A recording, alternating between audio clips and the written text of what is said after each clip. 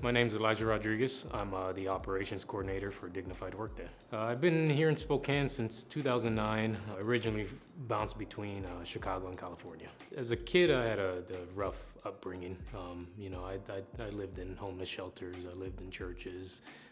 Lived in all sorts of transitional housing, and I even lived out in the streets.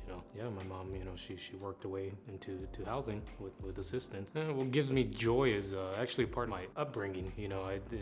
With the rough lifestyle, we lived with everyone that took us under their wing. It was kind of I felt it was my duty to, make people happy. It really stems from how I grew up, my joy.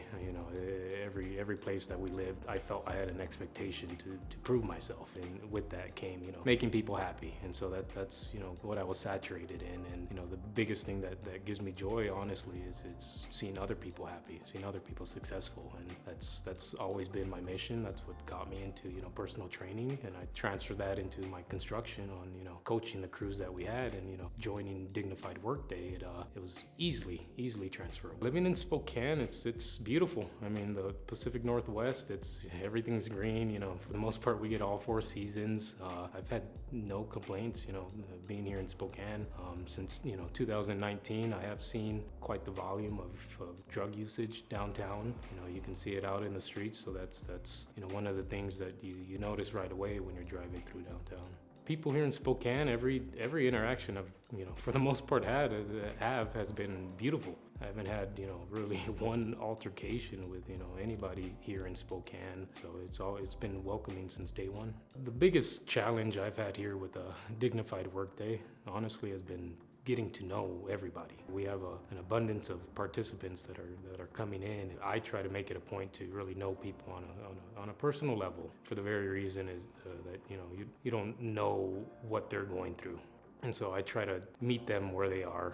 I try not to treat them or act upon information that I've heard from the past, for whoever might be coming in, or if it's someone that just looks like they actually came out from underneath one of our bridges here. There's no judgment. I try to meet everyone where they are. We grow from there. So that's been my biggest challenge, with the amount of people coming in, which is fantastic, but getting really to know everyone on a personal level, because I really think that's how you help people. You really understand where they are, and when you get to the point what they've been through, and it really tells you the story. And the only thing we can control on our end is what we can do to help their story moving forward. It blows your mind how hard these participants work. And to the point to where sometimes you got to say, hey, slow down. We're doing a fantastic job.